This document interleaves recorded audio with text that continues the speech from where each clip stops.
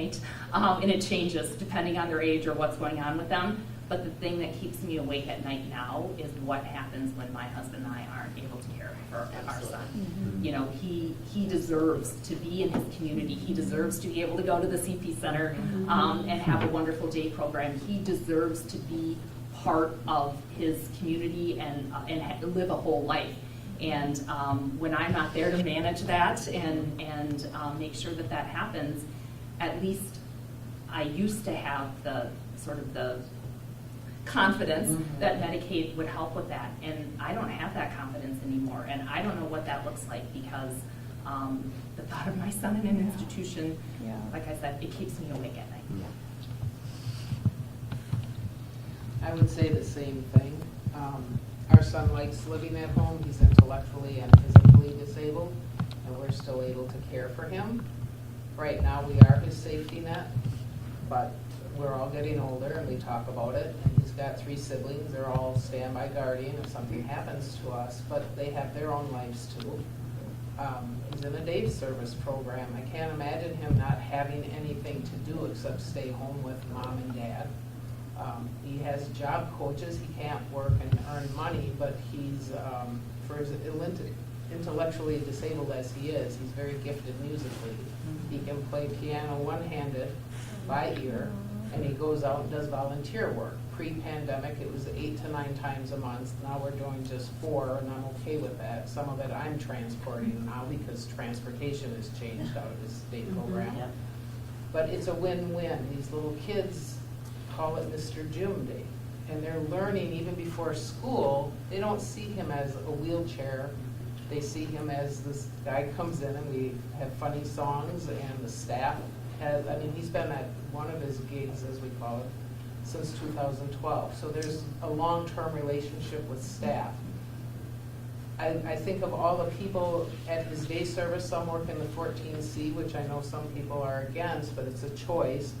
But if that goes away, day services isn't enough to keep it going. Where are all these people going to go? I don't care what people say. Not everybody is employable. And it isn't always cost effective to have a job coach doing the job with the person for 40 hours. You know, Medicaid's, it's a safety net for when we're not here. I mean, if the group homes go away, there might not be a place for them after we're gone. There's just a lot of questions.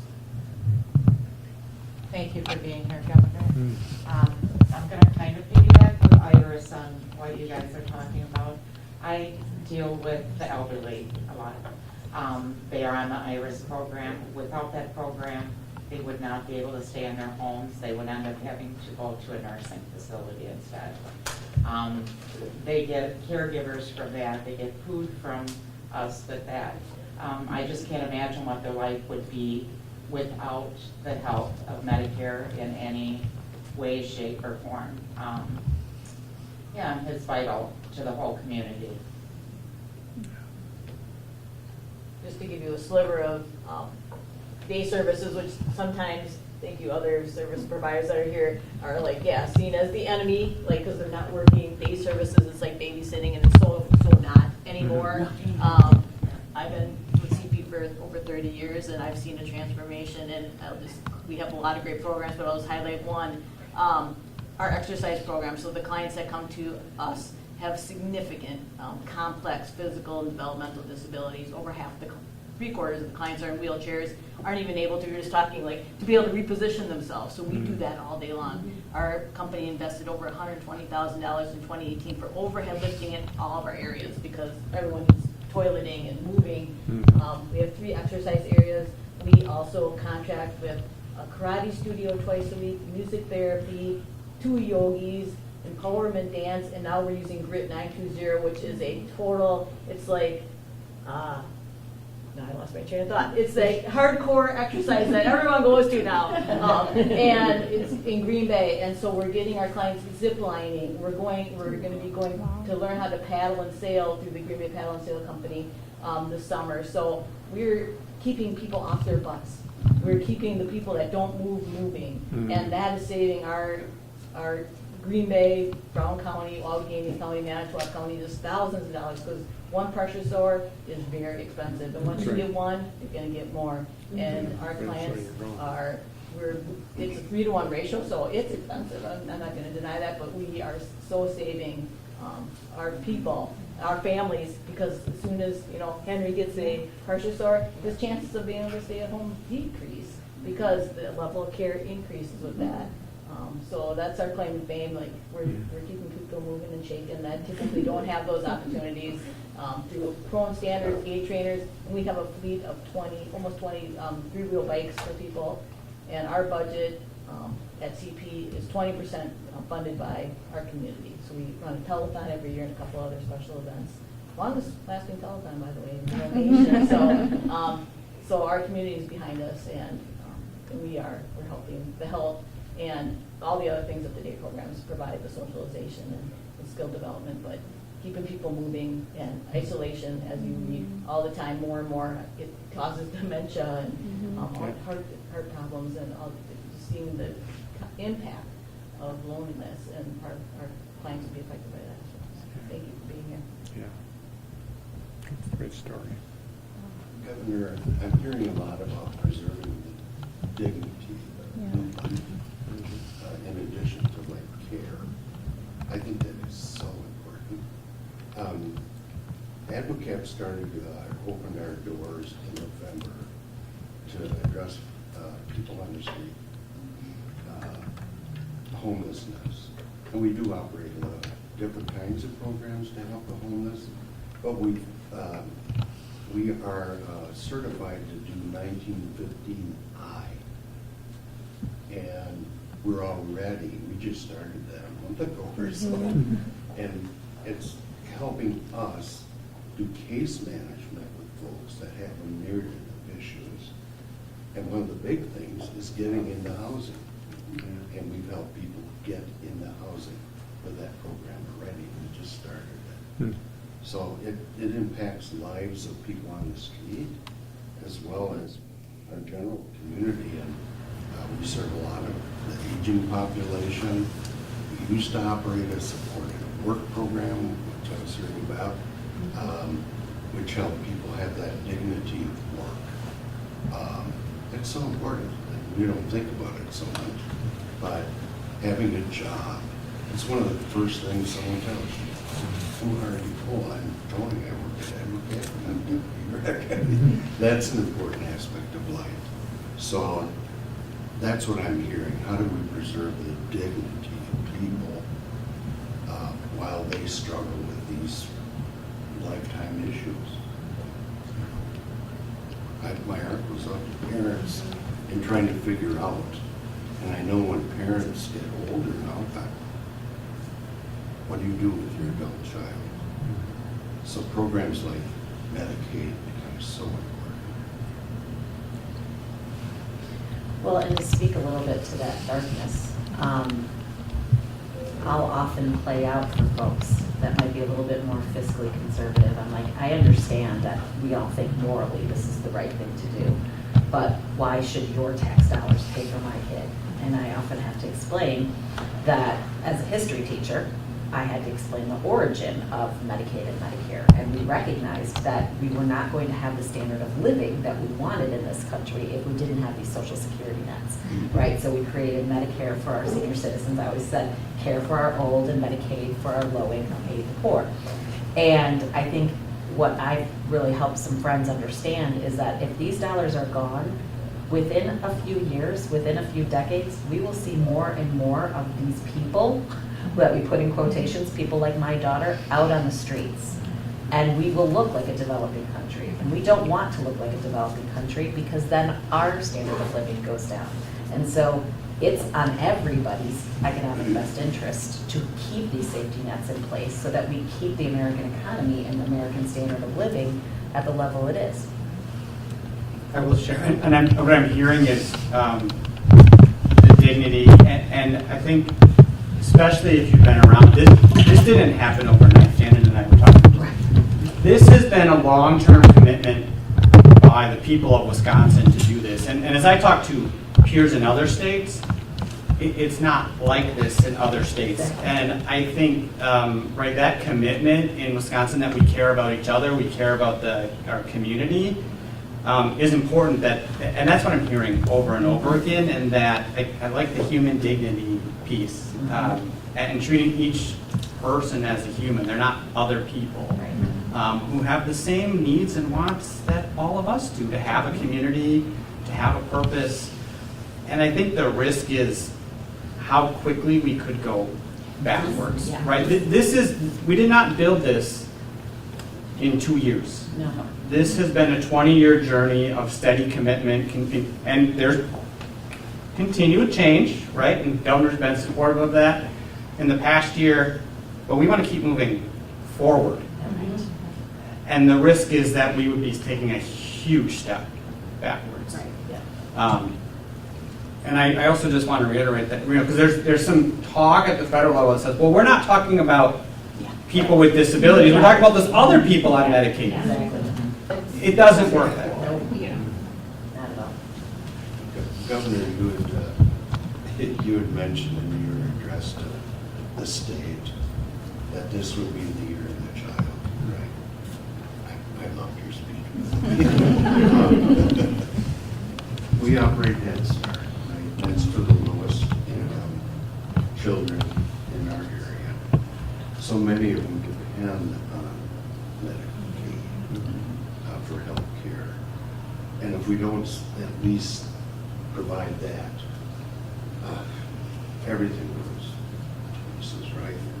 Families are dramatically affected. And so, you know, Advocate really wants well, we've worked with many of you on many issues, but Medicaid, health care, dental care, that peaks up all the time. People have a hard time, oftentimes don't think of dental care as health care. You have to almost put it together, health/dental care. But among the low-income population, that's a very important issue. And without proper care, dental care can lead to all kinds of health issues. So. I'd like to think, I'm in a very conservative district, and I'd like to think that my legislator would just hear my story and the story of, all these families and do the right thing. And what I'm learning is that if they don't listen to your story, they don't have to acknowledge it, right? And so there's a lot of ducking and running and not listening to what are the stories that people want to tell them. And so I'm left, I would like people to just hear my son's story and say, oh yeah, I'd like my tax dollars to go to that. Absolutely, I'm good with that. But what I've found is I've had to pivot now and talk to people about the finances of it, which feels really icky when I'm talking about money and in relationship to something like this. But I'm hoping I can just give everybody a little bit of perspective here, because I've been gathering my data over time. And so I'm in Brown County. That is 52,884 Medicaid recipients in Brown County. And the number that completely blew me away, I would have never guessed this, that Brown County Medicaid beneficiaries spend $466 million a year. So that isn't all in Brown County, because some people cross county lines to get care and things like that, but $466 million in one county and $11 billion in our state. So I don't know what people think is going to happen when this money goes away, because, I don't know how many people you employ at the CP Center, but those folks go out into our community and they buy houses and they pay rent and they buy food and they do all of these things. The tentacles of Medicaid are so, I wouldn't have even thought of this until we got into the advocacy fight, right? I just took Medicaid for granted.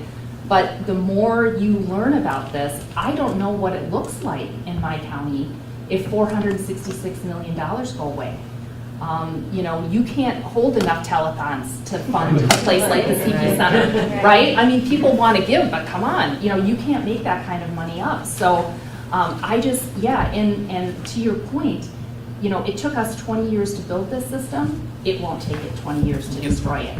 And when it's gone, it will be gone, and you will have to start from scratch, because all of these people who do what you caregivers do, what you know, these day programs and things, they could be working at Costco, making, you know, probably more money and better benefits and all that sort of thing. Those people will go out into the community and they will take other jobs and they will move on, and these systems will be gone. And then, you know, in 3 years, when we all come to our senses and maybe there's a new administration and all these things, everybody will be like, well, just flip the switch and turn it back on. It doesn't work that way. I was just at the Joint Committee of Finance public hearing in Wausau yesterday, and Medicaid was a hot topic. There were a lot of people there advocating for the Medicaid expansion program. So I hope our legislators are hearing.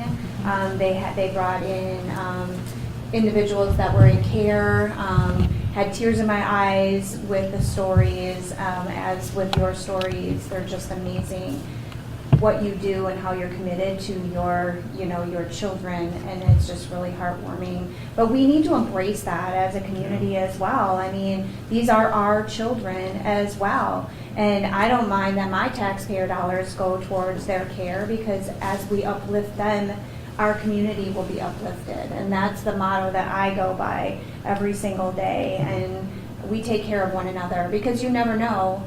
You know, I may have a disability one day and I need to be cared for, and I hope that those funds are there to take care of me. So hopefully there's some light with what I saw yesterday and the support. So That's great. Yeah.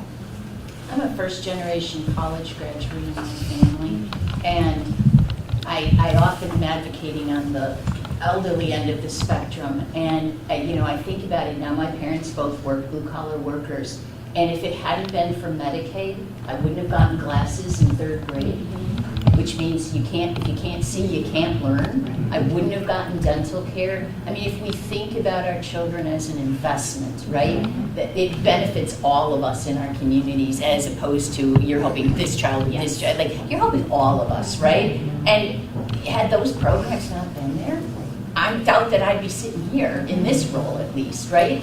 I mean, you don't know. And you know, now I work on the other end of the spectrum, where folks are thinking, you know, I'm retiring, I've got a good sized nest egg, and lo and behold, you know, they're hit with an acute illness, some, you know, longer term disabilities, and that money goes out the door really, really fast. And they're, you know, they're putting at risk their entire home and everything else, because whatever care they get, they're going to pay back every last cent that they can. And but thank God it's there in the interim, right? So it's just, yeah, I see both ends of this spectrum, and there's a lot of need. And to your point, Bill, Wisconsin's known for this, because I ran a parent group in Middleton when Nicole was younger, and we every 2 to 3 months had people joining that said, we moved here from Memphis, we moved here from Texas, we moved. I mean, they specifically had done their research because of the Wiseman Center, because of the IRIS program, and the Children Long-Term Support programs, and just the Children's Hospital. Just the amount of infrastructure we have for kids with disabilities and complex medical needs. People come here, but and you said, like, it took time to build that, but we don't want to lose it. And similar to you, I feel like being in Dane County, I'm talking to, you know, people already, preaching to the choir. And so it's hard, because who can we be talking to right now? I mean, I'm looking for some direction on that, because I feel like it's very clear, here's the people that are ducking and don't want to hear it, and here's the people that are like, yeah, I know, can't do anything. And it's kind of like, well, then what can we do? What are we left with? So. Republican Congress. I know. Simple as that. Yeah. Everyone's holders. Would you see movement? Sorry. When we've spoken to ours, it's really about stressing the point that our employees, our families that are connected with our employees, all of their children that they're providing care for, if Medicaid's not there, if those dollars aren't there, that's all of those individuals that live, work in our community, buy homes in our community. I'm like, they're not gonna be able to do that without those Medicaid dollars. And we were looking at some of the information that had come out, and 318 businesses in Fond du Lac County alone have like those ties with Medicaid. And that's just ties with Medicaid, so getting those fundings, that's not including all of the like branches that it seeps out to throughout the community. So it's really helping all of the people that are like making those decisions understand that it's not just facilities, it's not just like day services, it touches everyone's lives. If I may share too that, so several of my family members have, including myself, have used Medicaid, Badger Care as like a bridge until, myself, I was a single mom when I went back to school as a very non-traditional grandmother in college. I was able to use that for several years until I was able to be employed and have other insurance. My sister lost her husband in Florida to cancer, and she was experiencing an opiate addiction and alcohol and stage 3 liver disease. We brought her here to Wisconsin. She lived with us for a while, and she was able to obtain that. She's stabilized. She's now on Social Security and Medicare, but also works part-time, 15 hours a week in an elderly care position. My granddaughter, she's 19. Her epilepsy is active, and her seizures are minimized, but they're still active. And she's looking at about $100,000 just for the next procedure that hopefully will remove that. And her dream is to be an elementary school teacher. So I guess I just share that as several bridging examples where it's not always for life. Right. And I don't think that some of our folks are thinking about this as sometimes it's just a period of time as well. Go ahead. No, please. I was just going to say, I was on a advocacy day with the Survival Coalition, and there was a woman probably in her late 20s, early 30s, the same thing.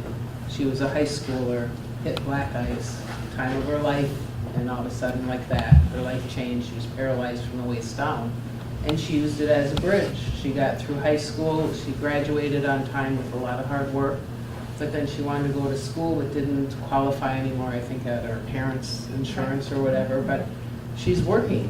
And she's taught her son, there's safety nets for people, but her life changed in an instant, and for a few years she utilized her Medicaid, and it was life-changing for her.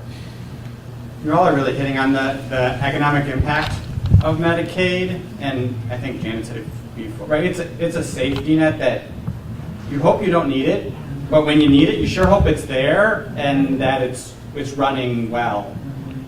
And I think this bridge piece really goes to the reason we need Medicaid expansion in this state.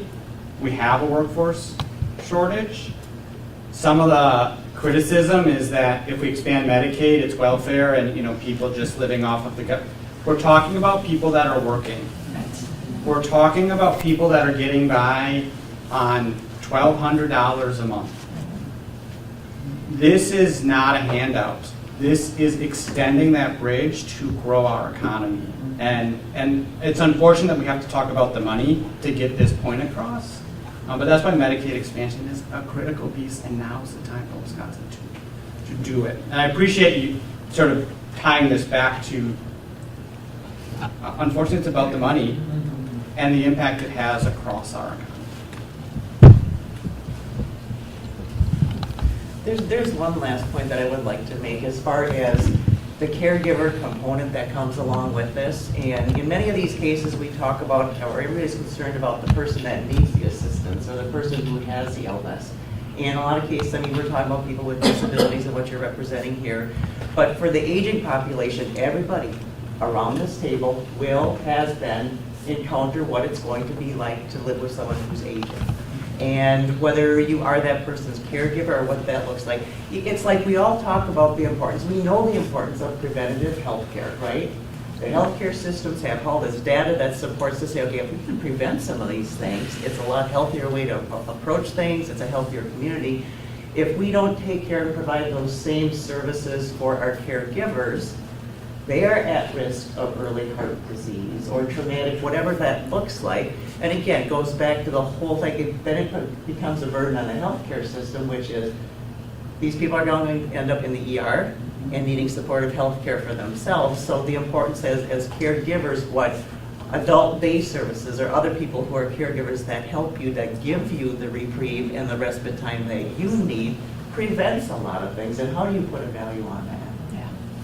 We have about 3 more minutes until we'll wrap. Lee, I want to give you a chance to chime in here, and then we'll wrap for a photo. You're such a good listener. I'm going to add this for a little different, working with people with cancer. And cancer, I mean, it's every age. You can be born with cancer, any age you can get it. And it doesn't matter your skin color, age, wealth, anything. So working with people with that. And then it's expensive. So the procedures you need 3 procedures that are $100,000 each. And one figure I saw last week I read, and we talked about 20% of the people in the state being on it, but the number was 40% of the births in the United States are now people on Medicaid. So, I mean, that's a huge number. So that cost. And that's the same for Wisconsin, which is also why we're advocating for the postpartum 12-month coverage. For those of you who are mothers know well that it's 60, so in Wisconsin we cover postpartum care for women on Medicaid for 60 days. And at 60 days, you really need additional care and absolutely are not about to go get insurance because you are taking care of an infant. We are very strongly advocating. We're the only state besides Arkansas that has not expanded to 12 months for postpartum coverage for women. And you think about all the complications that can occur with mental health, which has also been a theme that hasn't been explicitly stated, but really the health outcomes and the quality of life that Medicaid assures people can have, whether it's a bridge, whether it's a child with disabilities, it is so critical for Wisconsinites to stay healthy and to contribute to our economy. Any final comments? I just want to say with our older adults and piggybacking a little bit up with Jean and the volunteers that we work with that go into the homes and work with the older adults, which is most of our population, the social isolation, the mental health, all of that bridging with we don't get the numbers from all of our folks that we work with as far as stats, but we know, they're just better reflect their age, maybe disability, why they're home, all of that, they're there and we're able to help them because they do have Medicaid benefits. And it's intertwined in everything that we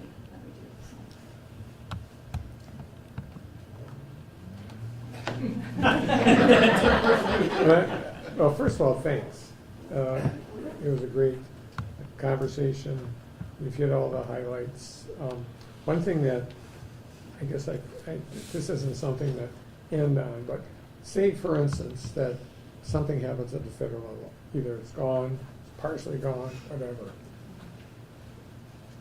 You're all, and me too, will be advocating with local or with our state people, saying, "Hey, you guys pulling out now," and so you'll be fighting with people from public schools, people that want child care, early childhood education, fixing the damn roads, taking care of our parks, you name it. That's not a place that they want to be in, and certainly you don't want to be in either. So I didn't say it before, but your local folks have something to lose here too. They'll be making those decisions, and I just have a hunch because of your really good advocacy, you'll be fighting some other folks for public money, and that's not where we want to be as a state because things work pretty well now, and we're in a much better place than we were just a handful of years, and we can be even better. So I just thank you for kind of sharing all your thoughts and we'll continue to fight, but, you know, I did say, you know, quite bluntly, people in Congress who are ours, Republicans, they hold the key, but your local folks do too, because then it's gonna be on their shoulders, and they're not gonna be very happy either all of a sudden. So, anyway, thank you so much for sharing and taking an hour plus of time to make this happen. Great work. Everyone. Put over. Yep. We'll step over in this open space for the group photo.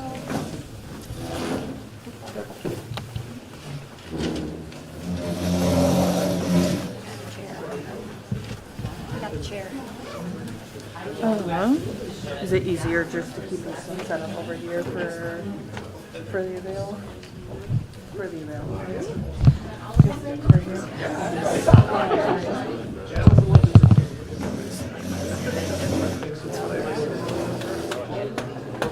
Yeah. And I kept stressing over teaching because I Taylor? Okay. This for you. Do you have time for questions?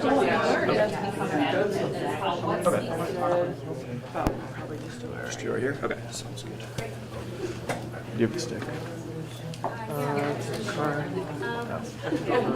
Do you? Well. Yeah. I'll hold it.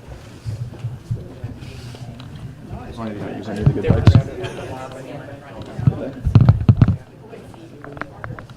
Long